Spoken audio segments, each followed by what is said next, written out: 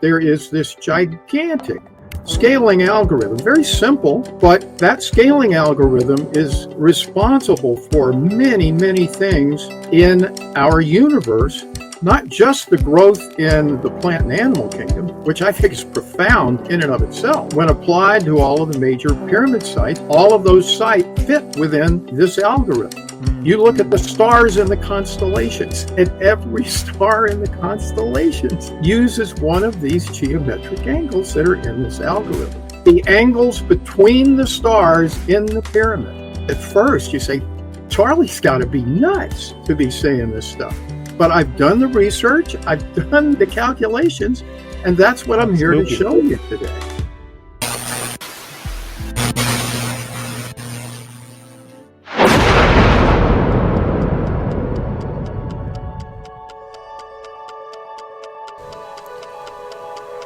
Hi there, Rayleigh Bacon here, and welcome to the Electroculture Foundation series, where we explore the unseen forces behind plant growth, magnetism, light, atmospheric charge, the hidden harmonics of our living Earth, and of course, the untold stories, the rebels, the researchers, the mystics, and the forgotten science. So here we are, Season 2, Episode 5. We've got the unseen geometrical lattice that interconnects all things together in a beautiful, eloquent, mathematical constant encoded in all living and non-living things. My head has exploded with this episode.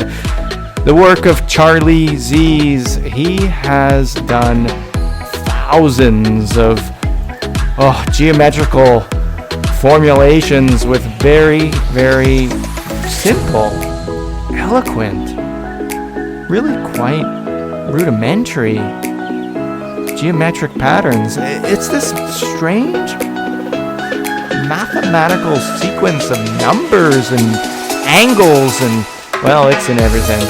It really is. And the main takeaway I had from this was we are living in some kind of a holographic universe.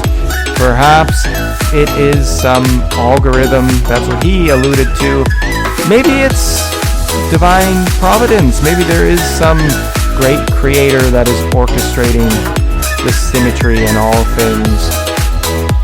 If you can crack what he has shared, I think we're going to open up entirely new dimensions for revolutionizing the world of electroculture.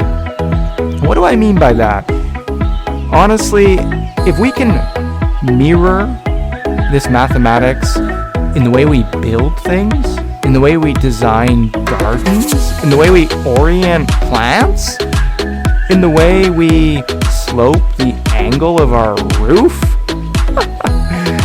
we can have a beneficial impact on life. That is what is coming through this crazy work. I mean, power to him. He crunched thousands of numbers to get to this. It's measurable, repeatable, and everywhere. I want you to stay tuned. Listen to this whole episode, and you will be able to apply this in a practical way towards the end. And if you can't, well, we'll break that down in future segments in a way that is easy to digest. But let this just seep through you. It will humble you to the awe-struck nature of life and the entire cosmos. Without further ado, let's go straight into today's episode with a great thank you to the work of Charlie Z's and his Pyramid Science Foundation. Alright, before we get into this episode with Charlie, I have a couple announcements to make. It is July 18th. This is about to go live, 2025, the date of the recording. We have had a crazy amount of lightning, thunderstorms, rain here in central Italy, like nothing that's ever happened during this period of time. There's some weird stuff going on. I hear that Uranus has entered Gemini. Do you believe it? No, seriously. Uranus has entered Gemini. Apparently it's significant. 80-year cycle, something like that. And it is going to bring some water, electricity, fluid motion, and revolution in how we communicate, technology, and all the things in between. Why am I bringing this up? When Uranus entered into Gemini, July 7th, something really weird happened, and it's relevant for you and our community. If you're just following along now, we have a Facebook community named Electroculture Beginners to Advanced. Make sure you check that out if you're not a member. July 7th, we hit 300,000 members. The exact date of this transition. Could be a coincidence. But when I look at the geometry that Charlie is about to unlay at our feet, I realize we are living in a hologram. And why do I say that? Well, this particular example, that date didn't just usher in 300,000 new members. For me personally and my family, it was even more significant. I don't know if you can hear the rain out here. We are getting torrential rain right now. It's like monsoons, and we shouldn't get monsoons. It never rains in July, and it's been raining a lot, very hard. When it first hit July 7th, I was sleeping on the couch. It was way too hot. Mid-30s, suffocating. I'm lying on the couch. I'm awoken with the sound of intense rain. I look out my sliding glass window at the sky, and the lightning, I kid you not, the lightning was so intense. There was lightning moving everywhere for 30 minutes, but it wasn't discharging. It was constant. I felt like I was on an alien planet, honestly. And the reason I bring this up, because something really weird happened. I got up to close the window above the couch, and as I touched my hands against that window, lightning struck. It hit the tree directly outside, 2 meters away from where I was standing, and the impact blew the window right off the hinge and onto the ground. Somehow it magically wedged itself between my couch and the wall. Didn't break the glass, thankfully. Olive oil fell out of the cupboard, typical for an Italian kitchen.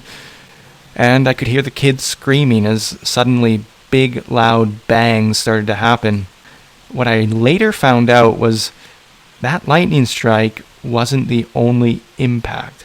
There was a mini tornado that ripped down the valley above our home on the dry ground as the cool air from the storm reached the hot ground. It created this turbulent effect, and it just funneled like a river right into the back of my house, knocking down entire 300-year-old oak trees.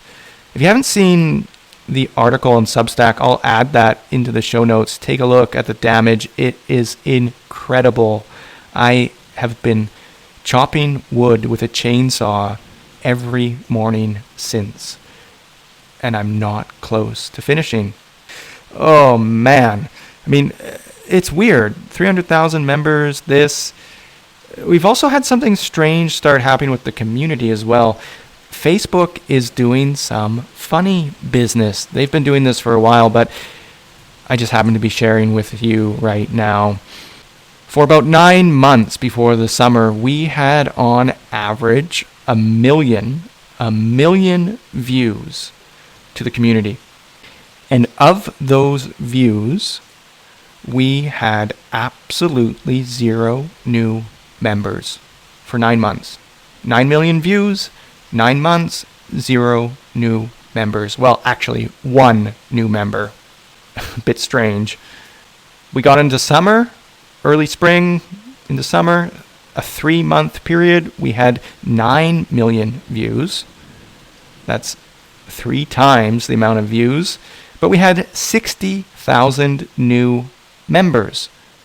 It seems to reason that if we 3x'd our amount of views, surely we would have 3x'd the amount of subscribers.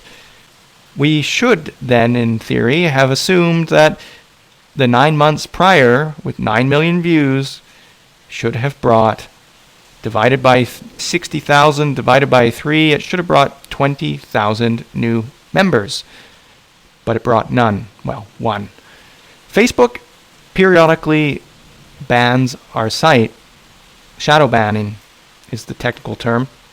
I think they categorize us as pseudoscience at best, misinformation, or malinformation is what I'd like to say, because it's impeding with, well, big players. Let's put it that way. It's problematic. It's not information that should be getting out there. I don't know what their motives are, but it's frustrating. When we hit 300,000 new members, and I made a post about it within the Facebook community, do you know how many people saw it? 300 people. That is, I think, 0.00001%. If we're going to do mathematics today, why not? 0.0001% of the audience. That doesn't make any sense. Unfortunately, I am kind of forced not to even post as a founder and admin to the community because they've completely siphoned off my ability to reach you and other members. I don't know why. Maybe they want us to pay. Good luck. Why am I sharing all of this with you? Well, this moment, as we enter into this 7-year cycle that occurs in 80-year periods, we're bringing in a new energy. I really feel it. And it's so symbolic. I mean, lightning literally struck that moment like a capacitor. Oh, dear. Those of you who aren't familiar with electroculture is the use of electromagnetic and subtle energy forces to benefit life, mainly plant growth, etc. Uranus entering into Gemini. This is symbolic of, well, Gemini rules media, communication, ideas.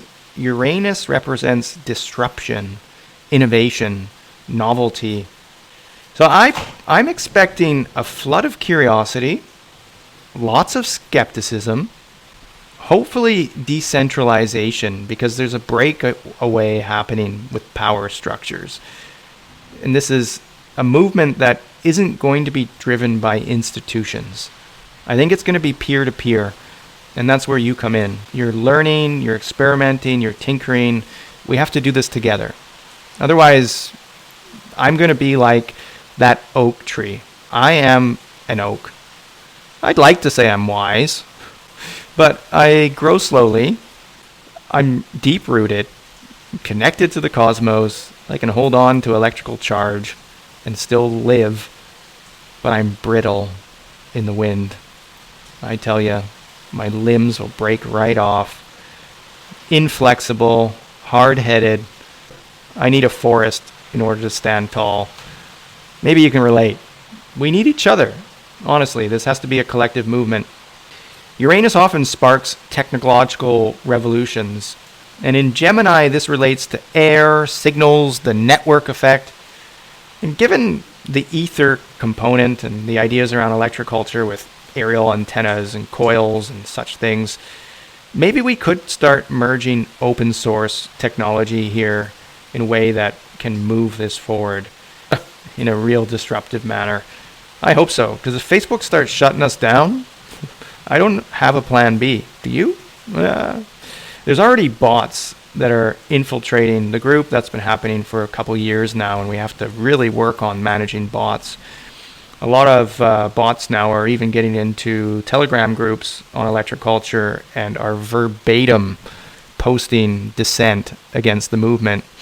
It's weird.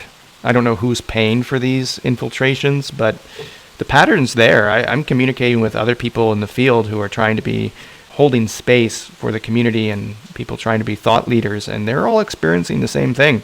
So in the spirit of peer-to-peer, non-hierarchical or vertical, let's go horizontal, transmission of knowledge and information, it's my hope that together we can find alternative models that can allow this movement to continue and not get snuffed out like many of the pioneers who we speak about in the Foundation series, from Reich to Lakosky to others, Tesla, etc. There's a lot of stories of people who had gifts to share within this field, and, well, their time wasn't right. They laid seeds, and now collectively we're forming a group that's building upon that, and I don't think we can be stopped so easily. But I do think we have to be cautious. We have to be careful. I think we're up against a behemoth. So enough about my long rant. Let's go straight into Charlie Z's now. Anticipate some information down the pipeline in the future here. I'm going to discuss ideas for some kind of fundraiser that we can do to move the movement outside of Facebook. I don't know what that's going to look like quite yet, but I'm getting ideas, impressions. On my end, I'll create some valuable educational material that you can receive through donations, and we can grow something that is more holistic and more based on the group ethos as best we can. More up Uranus.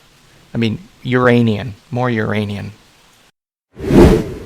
I've been at this now with pyramids and with cathedral steeples and in fluid dynamics. I've been looking at sacred geometry for a long, long time.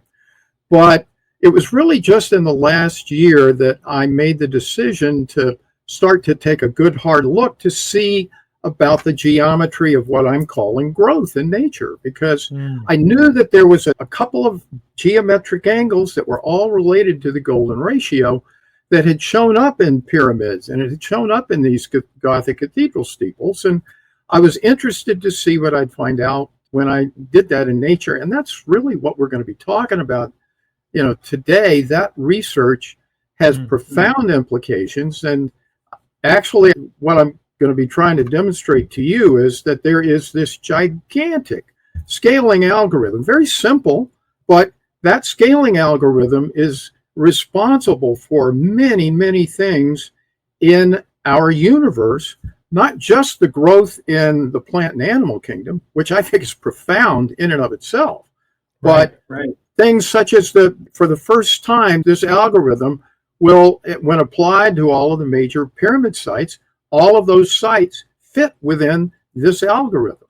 You look at the stars in the constellations, and every star in the constellations uses one of these geometric angles that are in this algorithm. The angles between the stars in the pyramids. At first, you say, Charlie's got to be nuts to be saying this stuff.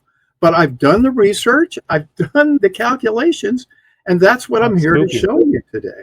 Well, it's super exciting. And my audience has been reading up on this stuff for a while too. There are some here that I think have dabbled into pyramidology for many years. There are others who are completely new to this topic. So if you could start a little bit at the beginning when it comes to the geometry in question. What is this geometry, and where is it seen within pyramid structures presently? Okay. Let me pull up. I've got it. What I'm going to be showing you all today are little bits of a presentation that I put together it's going to be a major documentary, but I'm going to be going a little past the beginning here, and I can't do that any faster than... No, that's fine, Charlie. I want to show you how all of this got started. And we'll start with Victor Schauberger. For those of you who know... Victor Schauberger, out of anybody I've spoken about, is a perfect place to start. He has received the most amount of views of any material that's been published so far. So it's a very, very good starting point. Well, outstanding, because Victor Schauberger, what this topic is, I've called it, is golden ratio scaling. It's an algorithm that demonstrates in all of these places that we're going to be talking about. But there's one person whose knowledge of this has escaped the censors, to be honest, and I found this on the internet, but this is Victor Schauberger developing, it looks like some kind of a rotary propeller of some sort, but he's using the very examples that he found in nature, and he's showing how these scaling geometries work. So I'm just telling you, I'm not the first person to do this, but this has been so well kept us, or we've been kept so much in the dark. That image there that you're showing, it looks much like a double helix, which is It is, yeah, really strange considering that his heyday was eventually during the 30s and even the 40s with the Nazis, and yet DNA wasn't even discovered until well after that point. Was he a mystic then, tapping into unseen images? Very interesting stuff. Yeah. So anyway, you were asking about how all of this got started. I got started by listening to David Wilcock on Wisdom Teachings, which was on about 10 years ago on Gaia. And he did a 10-part series on the Russian pyramids. I got interested because of the science, all of these amazing health and free energy benefits and so forth. So the problem was David didn't know the geometry. Nobody did. So he had to reverse engineer it. And I was able to do that. And really, this is kind of where all of this began, because I knew I could take a protractor app and get a rough estimate, very close estimate actually, of what that slant angle would be. And so what I decided was, since we knew that the golden ratio was cooked into this geometry, I decided to try in 2 dimensions taking circles. If you look at the diagram where the blue arrow is pointing, the bottom diameter of that circle is 1. And what I decided to do was put circles on top of it, each time dividing the previous diameter by the golden ratio. So the second one is 0.618, 0.382, 0.236, and so forth. So you are one of the early researchers who came to this realization of the spherical nested geometry. To my knowledge, I am the person who figured this out. Wow. I mean, everybody, theoretically. Go, Charlie. Oh my gosh, yeah. Yeah. No, I mean, with respect to this geometry, absolutely. The people in Russia may have known this because they built it, but they weren't allowed to publish it in the West. I'm the first person in the West to do this. Yeah. Gosh.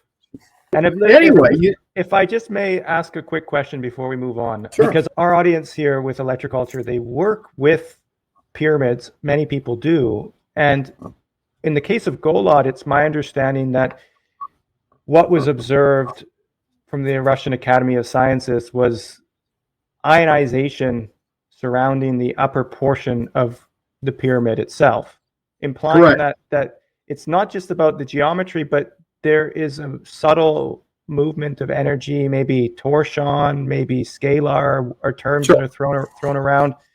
Sure. People are making claims even in our community about pyramids being able to mitigate atmospheric weather conditions and pollution, etc., aerosol sprays, these sort of arguments. Right. How can it be that if you're seeing this geometry present in all living and non-living things, how can it be that the shape itself can influence the material world?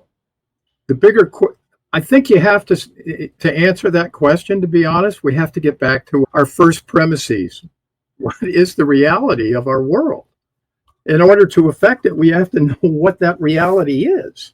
I'm not trying to answer that with another question, but I am going to say this, and that's where we're going to go in this presentation. The very same geometric angles that we find in harmonics, we find in growth, and we find it in fluid dynamics. So I'm going to suggest that maybe the simulation that we are in may use these geometric angles in some way to provide the energy for the system. I don't know, but that's a theory. And my research has indicated that it does seem as if that the process of all life is unfolding in the same geometry, not just in the proportions of the leaves that you'll be showing us, but also in the way that life unfurls through time, the way a living organism is projected through space fits within this. You add a spin to it, which is what we're seeing here with the Golod pyramid. Yeah. And suddenly you have life. Fascinating. Please continue, Charlie. So anyway, I just wanted to show you that by way of background, because that's kind of how I got started with these geometries. Now I'm going to kind of go back up to the beginning and kind of take you into some of this. Essentially, what I have determined is that I've uncovered a master golden ratio-based scaling algorithm that is intimately involved in the geometry of all of these seemingly unrelated situations. But it's involved in all plant and animal growth. It's involved in minimizing the drag in fluid dynamics. We're going to see it in nose cones of rockets and so forth. It's the same geometry that maximizes the thrust of a rocket engine. You'll find these geometric angles in all conical bore and percussion musical instruments. You'll find these angles in telecommunications equipment and technology. You're going to find these very same angles in all of our human sensory receptors and our DNA. You're going to find it in all of our major pyramid sites. You're going to find that there's an extensive use of these angles for purely aesthetic purposes in nature too. Things that people have never really been able to properly explain why they're even there to begin with. You'll find it in ancient architecture, including star forts, castles, and onion domes. These are geometries of architecture that people have not been able to figure out until now. You'll find it in free energy technologies, in the angles between the stars and the constellations, and even in the street grids of major European cities, including Washington, D.C. So you got to say, why is this guy crazy or what? But that's why I want to go through the. I think our listeners are ready to go on that journey with you. I don't think they're going to perceive you as crazy. No, so you're with friends. You're with friends. Well, that's good, and that's where you want to start this kind of discussion, because I know I'm going to have a lot of people who aren't going to be my friends when I'm done. But lists from what I did in each of these areas. I went to Wikipedia or other sources, and I went through those lists, and I looked at everything that was on those lists. And I want you to understand that. That doesn't mean that I've measured every angle in every plant and every animal because I can't do that. But I have done my very best to take specific lists, go through them in their entirety, look at them 100%. I didn't put 100% in here, otherwise we'd be here all night. But the angles all came within the algorithm in each case. I mentioned one before, supplementary angles. One of the most important discoveries was finding these supplementary angles in nature. How could nature even figure these out, unless there was an algorithm involved? And it's fascinating because the two supplementary angles show up together in things an awful lot of the time, almost suggesting a computer algorithm that's trying to save time in the computation effort. So it looks as though that's a clear sign that we're living in a simulation. I'm going to show you some anomalies with citrus fruits. I don't know if you've ever thought about when you eat an orange or a grapefruit, but those sections, those slices aren't symmetrical. Some are bigger than others. What I found out is it doesn't look like nature has a way of making spherical objects like citrus fruits symmetrical. So what it's doing, as it turns out, is it's taking these angles that I found in this algorithm, and it's trying to mix and match and fit them together. So it's really fascinating to see. And then there's these purely aesthetic uses of these angles, and we'll see a number of those examples. Now, here is the algorithm. If you exclude the two blue rows for a moment, you're going to find that this base algorithm, the base lengths are going down by half each time. 8, 4, 2, 1, a half, a quarter, and an eighth. Okay. So I want to go over the algorithm because this is so fundamental. I want everyone to get as much of this conceptually as possible, and it's really not that difficult. We're going to use that diagram on the right in a few minutes, but I'm going to go first and just start by naming the columns and talking about them. The base length is these are the base lengths of this hypothetical pyramid. The base length would be the side that I'm pointing to here with my cursor, the bottom, that would be a base length. The slant height, which is the next column, if you see the yellow line going down the side of that pyramid, that is the slant height. And I'm going to explain, for simplicity's sake, we reduce the geometry of a pyramid from 3 dimensions to 2 dimensions. And I do that simply by using the slant height and what's called the apex angle, 2 columns over, which is at the very top. What you see in this diagram is called a vertex angle, and that's not an apex angle. Why do I use a vertex angle, apex angle? Because that's the angle you get in 2 dimensions, and that's what I can easily measure. Okay, so for our listeners, that helps. I think if we were to look really closely at your image there, we can see that the dotted lines from the slant angle running to the center of the pyramid itself, and then the 90-degree turn, that arbitrary 2-dimensional triangle that's being formed. Is that what you're referring to there? Exactly. That's exactly it. That's the way you would reduce it to 2 dimensions. Exactly. Which I think is really important, because many of our listeners right now who are experimenting with building their own pyramids, they, like me when I first started out, get really confused between that slant angle where that meets the base. That's right.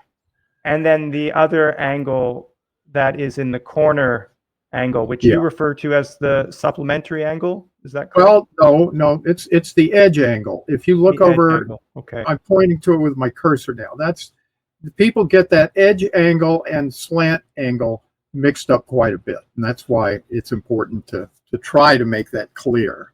So yeah, I've even seen it with people who sell pyramids as well. Oh yeah. They'll have instructions and it won't even be accurate, which I'm sure yours, by the way, Charlie does have pyramids to sell on his website. And and they are accurate. They are accurate. They are accurate. As accurate as I can make them anyway. Nothing is perfectly accurate, lest we forget. Your columns. Yeah, so let's go back to the columns now and we can discuss them. The easy one to discuss first is the second one, the slant height. You see everything in all of these examples has the same slant height. And that again is that yellow line. So that's phi cubed, or in numbers, that's 4.236.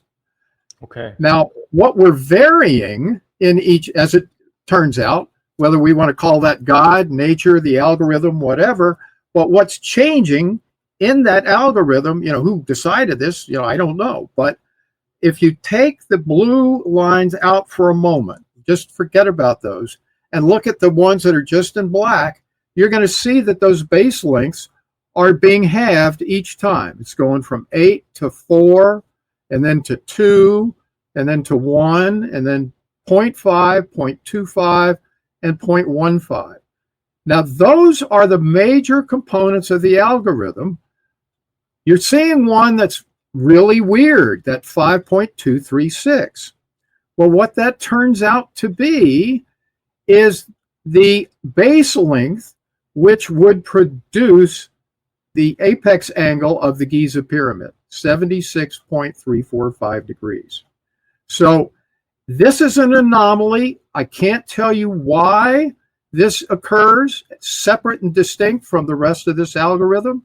We're working on it, but that's not why we're here today. We're here to just show that these geometric angles are all that show up in nature.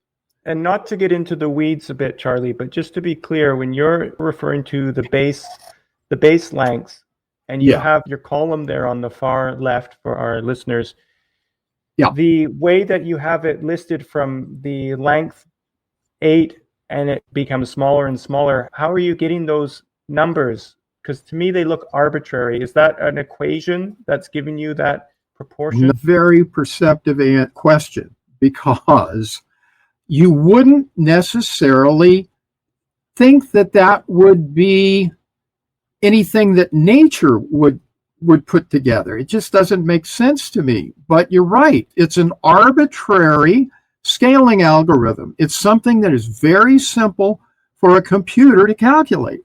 And that's what I think is the reason why those show up. How did you come to this particular algorithm that we're seeing here in your column? Thousands and thousands of calculations of angles. Oh my gosh. I'm not kidding. Your brain is an algorithm too. Well, it is. And what's interesting, you're bringing up the right questions. How did I do this? Let's take these names and talk about it with by their the way, names. we will see Yeah. this visually unfold in other samples and images that you have, but I think our listeners need to really grasp this foundational slide. Yeah, this is so foundational. So I started out with the B2, that's the Russian pyramid geometry. I should state that is where that comes from. I found the B4 geometry in aeronautics. The B2 is in the nose cones of the commercial airliners, but the B4 was actually what showed up in the geometry of like transport planes, heavier, slower planes. And the B1 was what showed up in the supersonic transports. So I kind of said, oh, look at this. This looks like it could be an algorithm.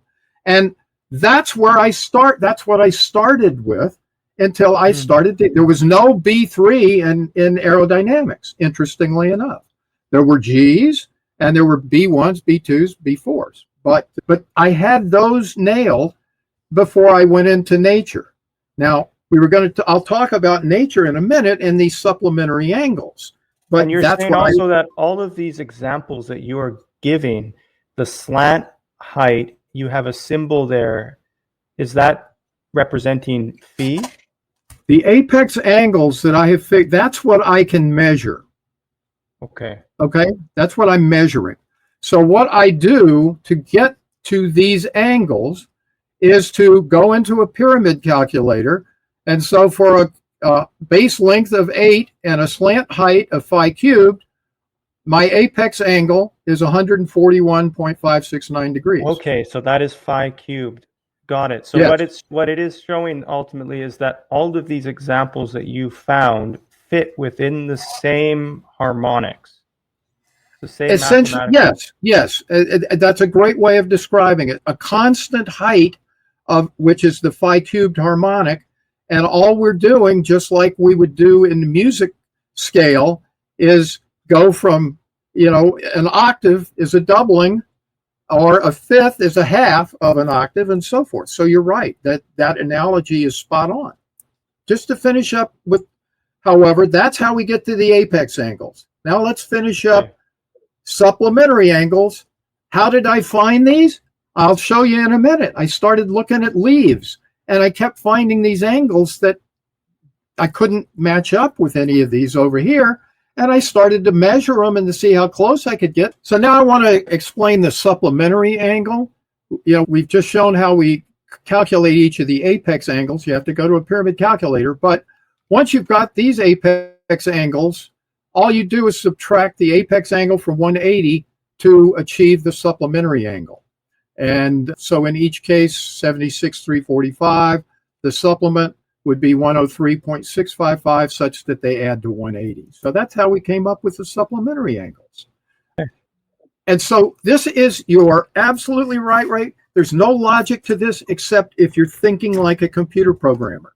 And you're thinking, what kind of easy solution do I have to coming up with a very simple scaling algorithm? So I'm not going to go through this very much, but this is a list of every angle that I found in all of my research so far that I've actually measured. And so you'll see the same system of angles is here. The only thing that's happened is we've expanded both to single numbers and to halves. So we've drilled down 2 levels into the algorithm to cover the whole universe of things that we're going to be talking about. But that base algorithm that I showed you, that's responsible for, with the associated supplements, all the growth in the universe. So I'll show you these now. In each of these cases, I'll go through and just briefly explain what I did. This is a leaf from a tree. I went to Wikipedia and got a list of all varieties of trees. I think it was around 125. So I have done this type of an analysis for every tree leaf of every tree that was in that list, and every single one of them is from that basic algorithm. So it's going to have B2, B4, B3, G, GS, S2, and that's it. That's all you're going to see. So it's just showing that tree leaf growth is 100% controlled by this algorithm. And Now we go to this is a supplementary angle that you're seeing here. this GS was one of the supplements. Yeah, one of the supplementary angles. That's right. That came from the supplementary side. And so what I'm trying to show, though, I'm not going to show you 125 leaves, but trust me, that's what's coming in the documentary. When you were doing your data crunching and you were gathering different images and running these angles, did you ever come across any angles that didn't fit within a pattern that you've presented so far? No. Let's go down to this last bullet. It's a fair assumption that you did. Yeah. I think it's worth emphasizing because it's very strange. That's why the methodology, to go over it again, every time I looked for something, I looked for a list that was objective and that I could point to and say, I've looked at every leaf in the Wikipedia list. So and that's what I did. And I measured every single one of them. And every single thing I measured fit within the algorithm. That is incredible. Every single time. I'm trying to, So when this comes out, every leaf, and I'll show, if we have time, I'll go into the rest of the presentation and show you some of these. They're just amazing. Branching of leaves of trees and plants, exactly the same thing. I've got tons of that. The gross morphology of the trees on the right. Evergreen trees all have one of these geometric angles in their gross morphology. Deciduous trees, a lot of them do, but a lot of them don't. So it's not 100% there. But you look at tubers, your plant roots and all your tubers of vegetables, they all use these geometries. Leaf veins, if you look at this side, you'll never look at a leaf vein again the same way. If we have time for me to show you, I've got an example of this. Not this leaf, but you can see it's this geometry. We start with the G. This is something that I call progression, but you just see each one of these, it goes from G to B5 to B4, B3.5, B3. And let's go on. Let's see what's going on here. There we go. Flowers. It seems to me, sorry, Charlie, like I'm looking at this and just thinking, it seems like every technological age that we've gone through, we've repositioned the way we view the universe into the framework that fits our current age. And example, the Industrial Revolution, everybody started looking at things like a machine, mechanics. And as we move into the AI revolution and the fourth industrial revolution as a whole, it looks like what you're presenting here is one of the foundations of a new way of viewing reality that fits our current age. It is.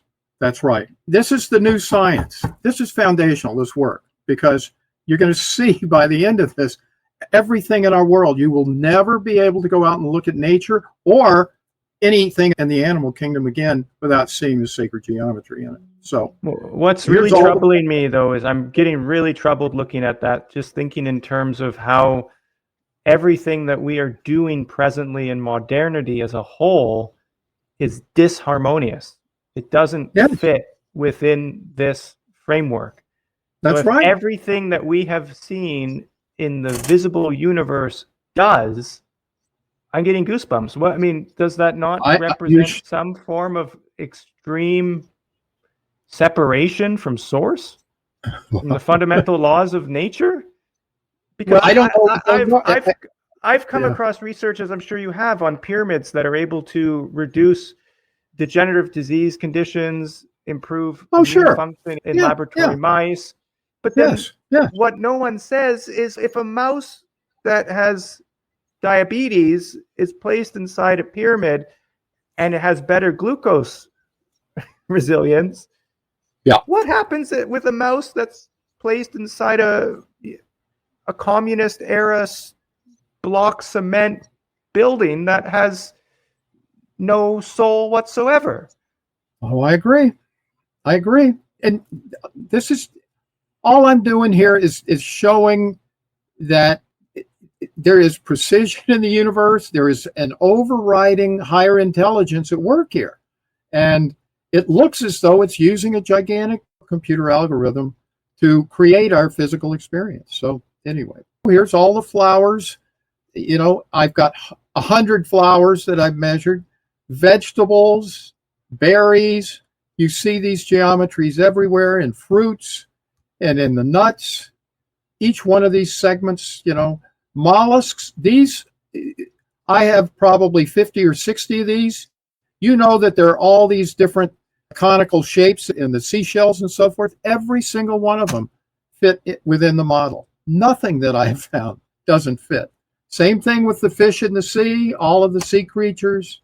Insects, why would you be seeing these geometric exactly on the backs of insects and in the faces of insects?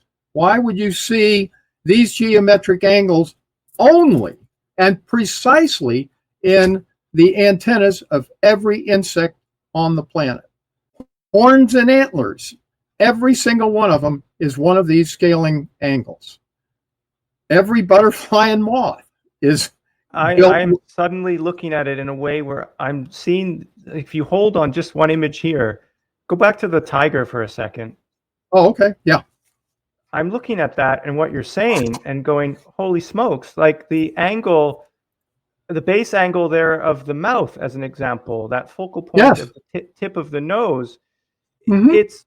it's concentrating energy into that area, which is like the place at which then it needs its sustenance. Or the angle above there, the tip of the angle is right at the center where the tiger would have its pineal gland.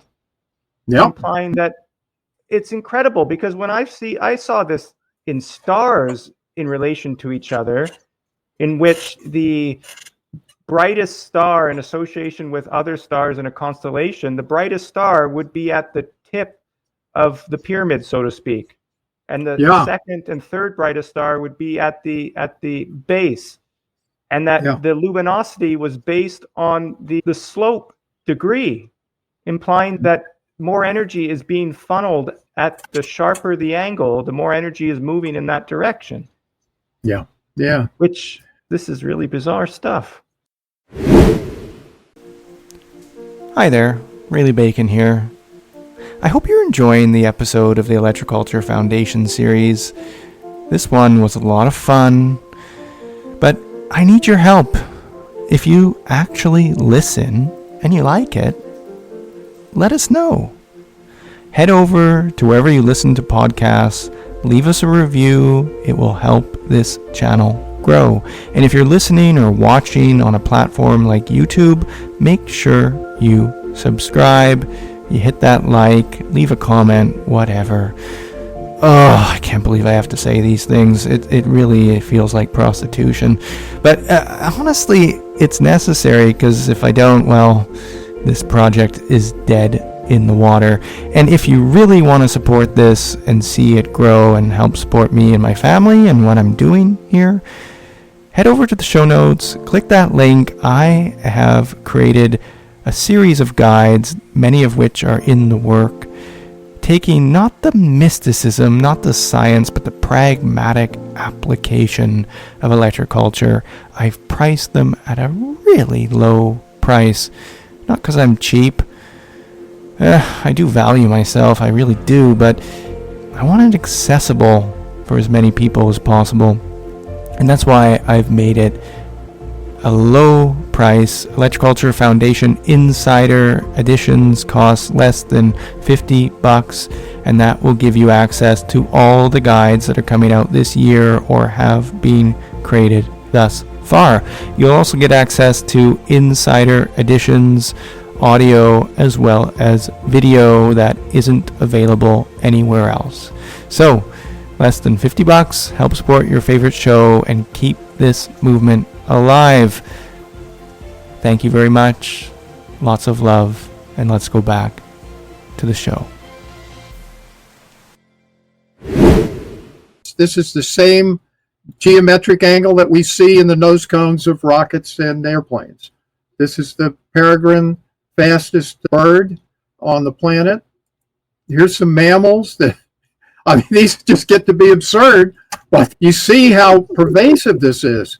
The angle of the elephant ears, even the angle on the top of the ears is one of these angles. Here's a rabbit. You can see these angles in their ears in 3 different places on the ear. Here's a comparison of primates. I mean, we're all sharing the same geometric angles, no matter who we're looking at here.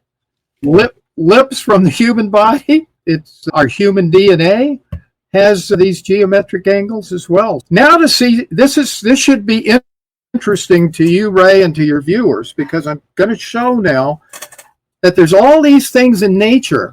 We don't know how they got there, but I'm going to suggest that they're part of a computer program that spits these out because, for example, the diamonds on a diamondback rattlesnake have the Giza apex geometry. And all of these, there are at least 15 varieties of pyramid turtle shells out there, and they all have these geometric angles as well.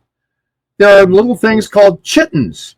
There are 3 varieties of this particular one, different colors, but they all have these geometric angles in different combinations on the 3 so that they look like they're different, but they're really just the same model with different colors and the same angles, just different varieties of them. The angles in the zebra are, I've got a full set of these. They're all scaled with these angles as well. Go into fluid dynamics. We've seen these before, but you'll see in very slow dirigibles, we had the Giza geometry show up.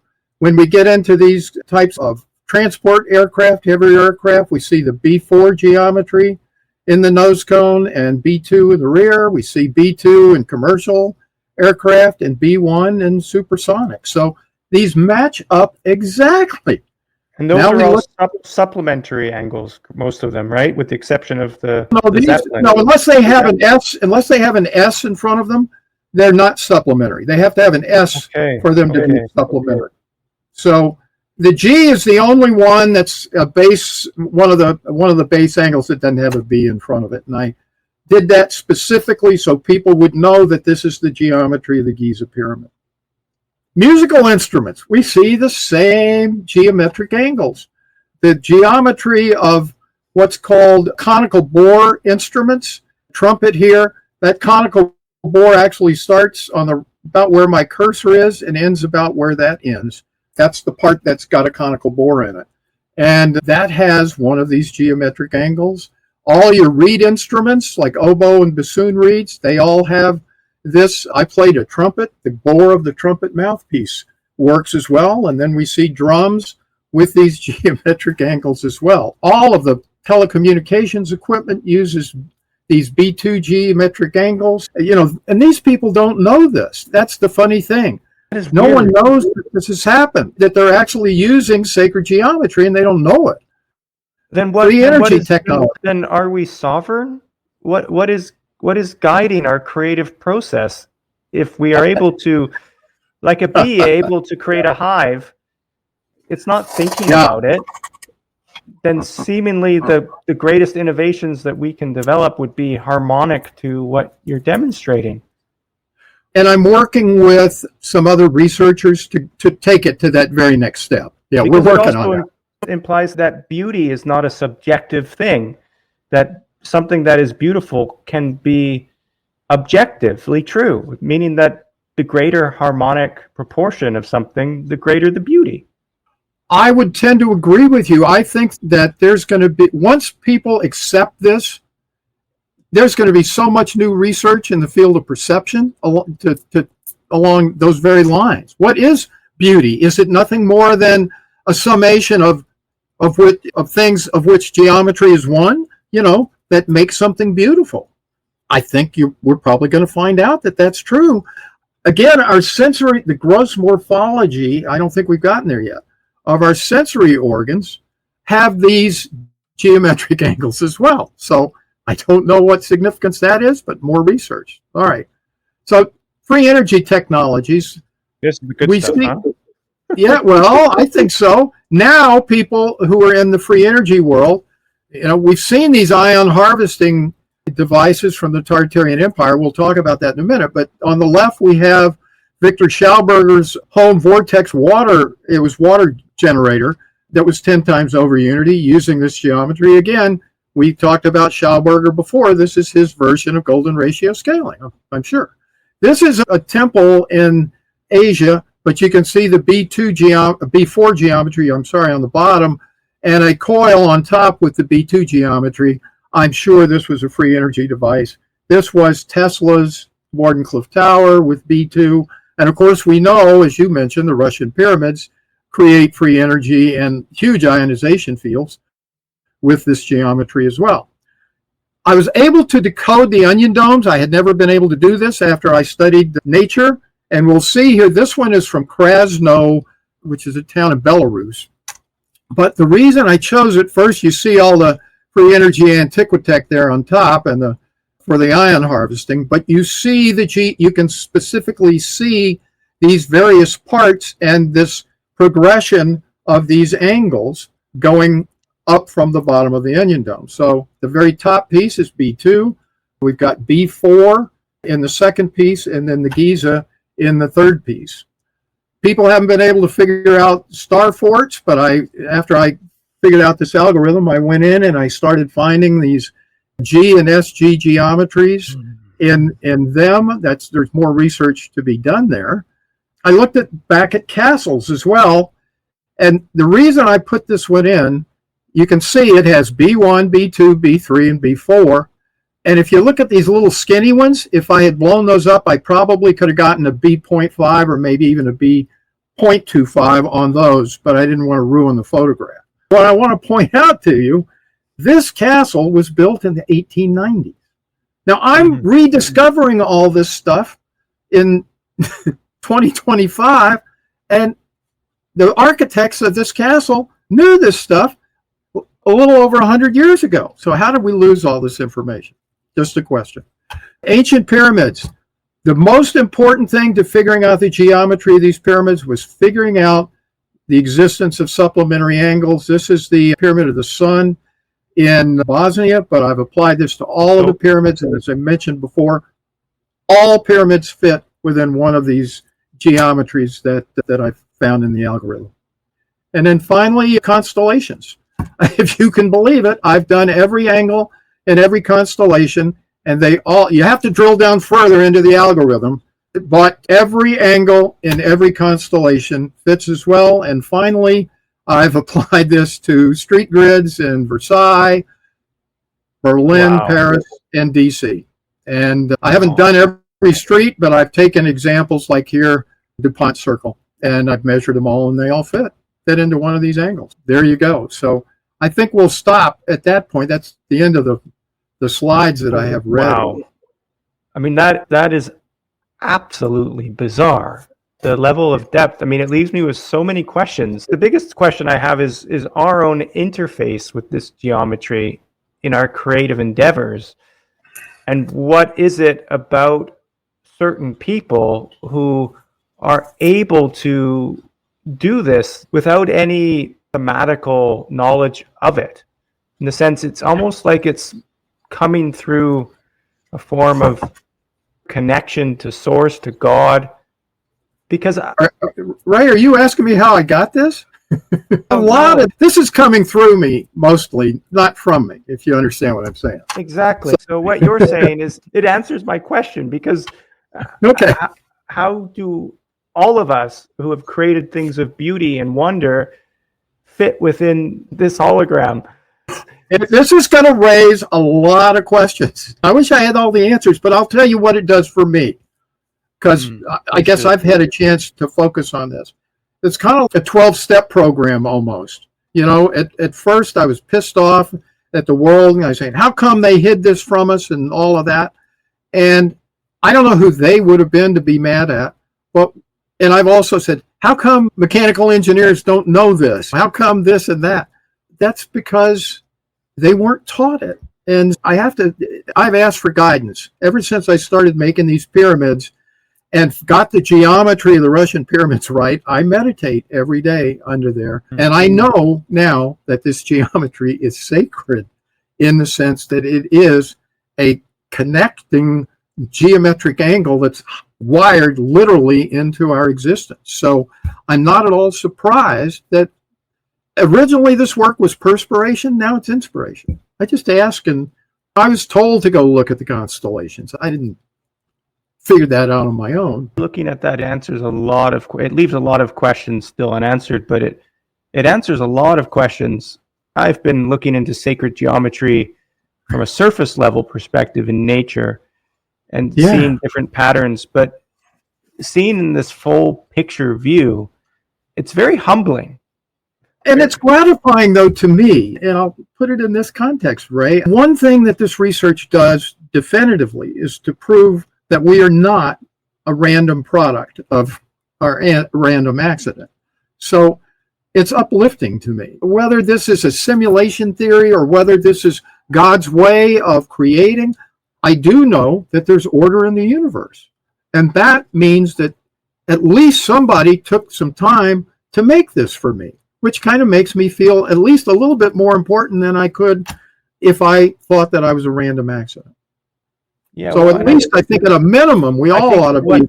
That realization that you're coming to is the same realization that I've come to over the last 10 years of dabbling into the work of electroculture and going deeper into the subtle side of things. Yeah. And I feel like the biggest gift that we can provide people listening who have not had that realization is to really sit with that and truly feel that essence, that everything has inherent order.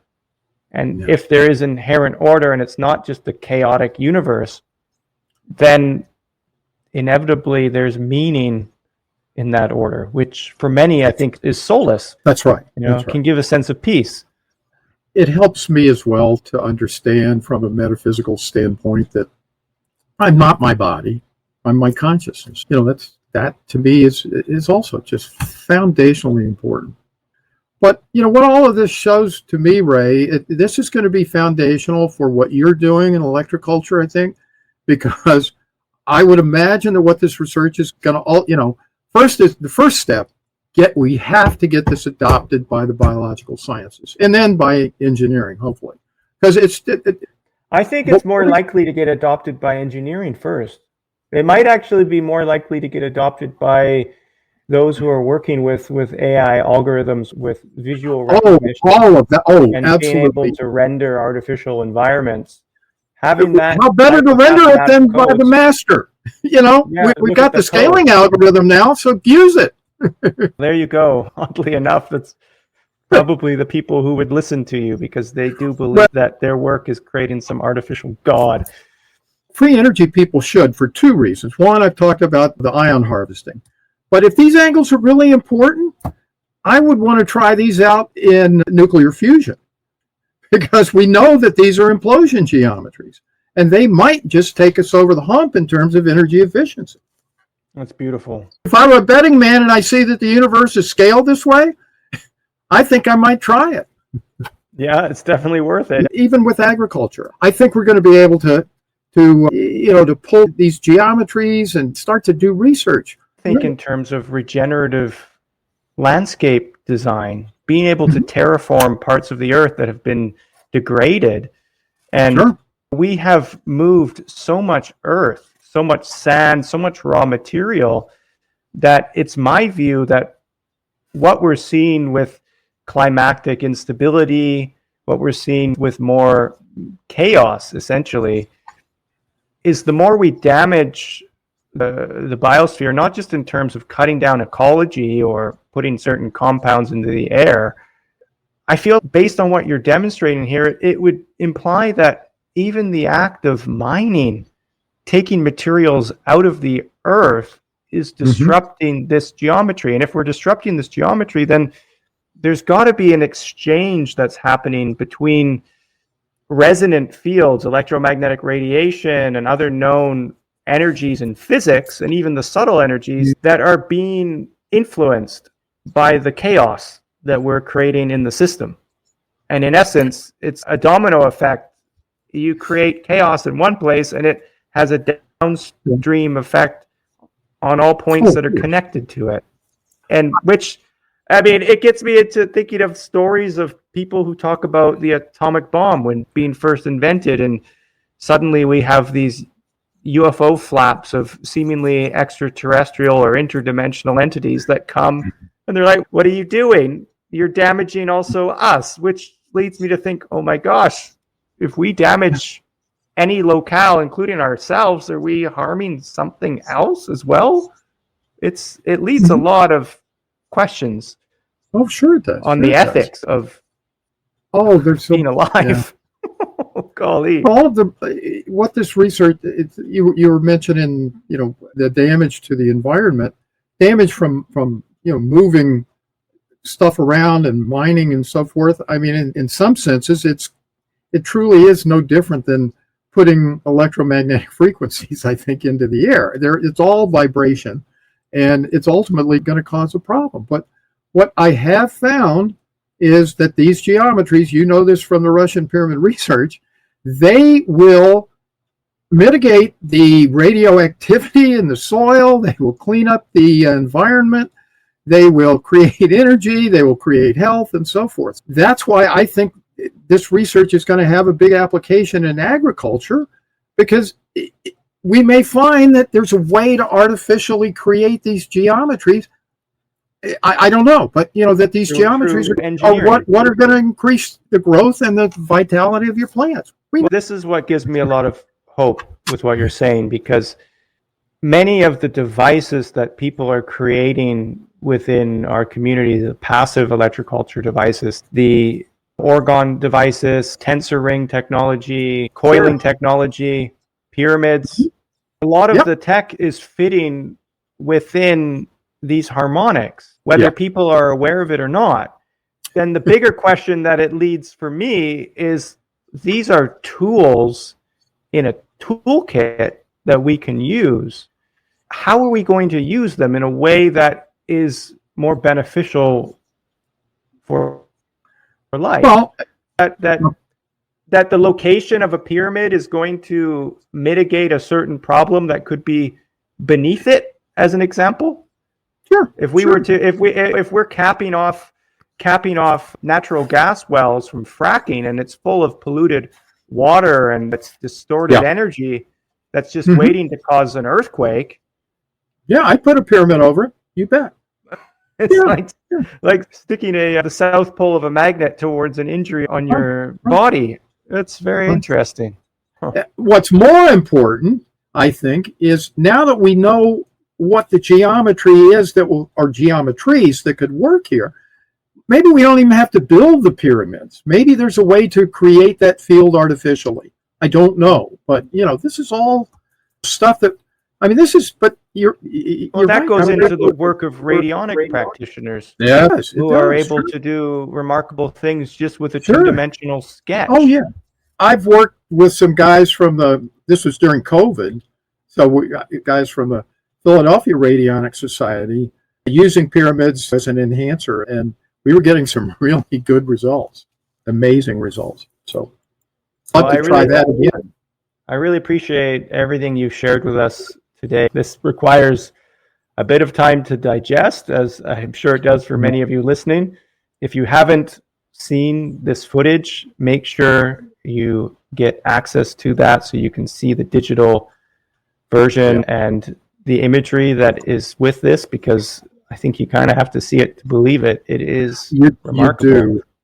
And tell us a moment, Charlie, you're alluding to a documentary.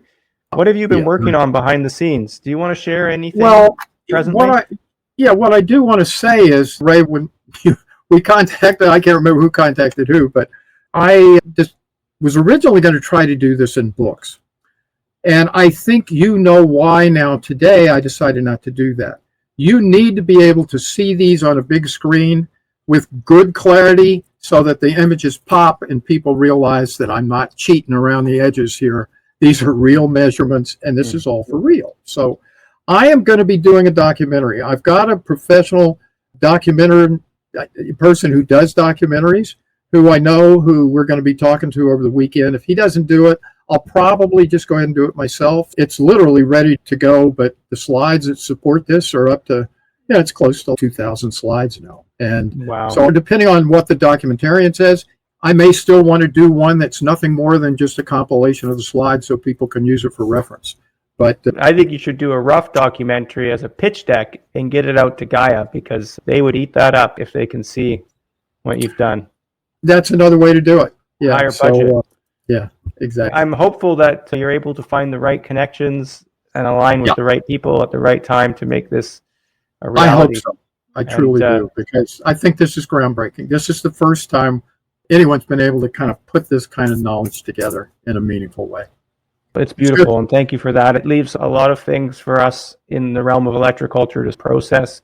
The thing that comes up for me immediately that I think I want to put into use is understanding these different geometries that fit within the algorithm, as you say, that have Yeah. the same ratio with the Fibonacci sequence, Yeah. and to apply that in material sciences, material design of various Yeah. devices.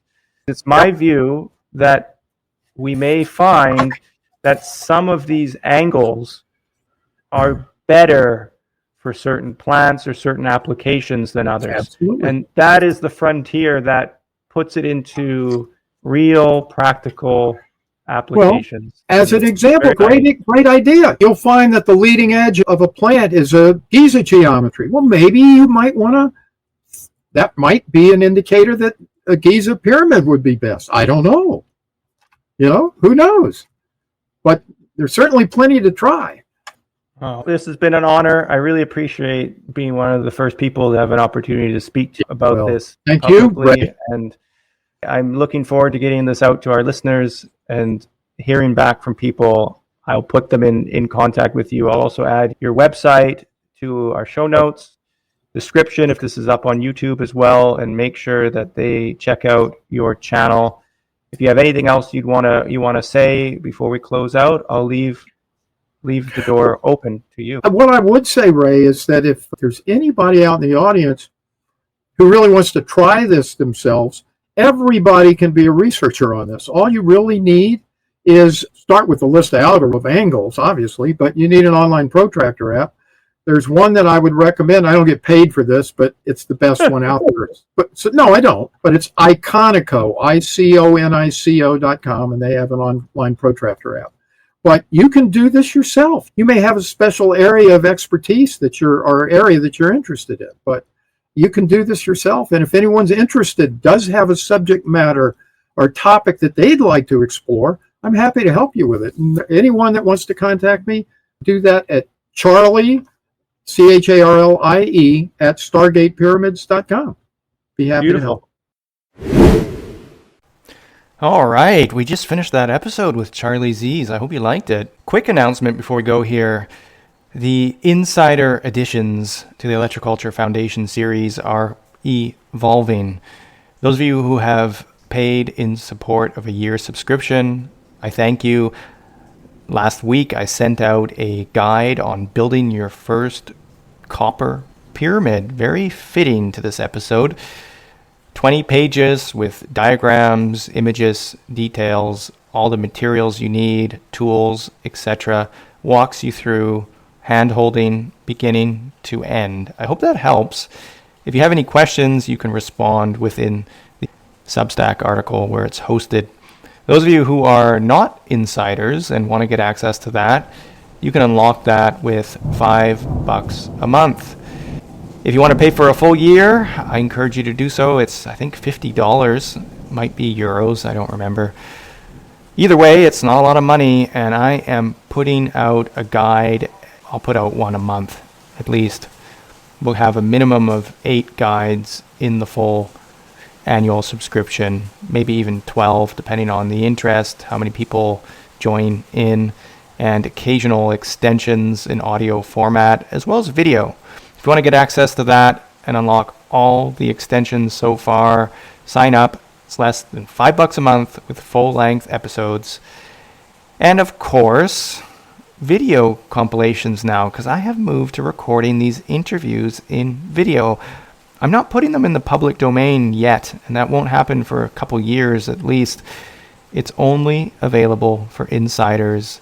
If you want to see what Charlie Z's was going on about and the details of that, as well as the next session that I'm going to be doing with a man named Leon on orgone energy, we're going to go into the history of orgone, look into bions as well, these molecular sized plasma-like sentient balls.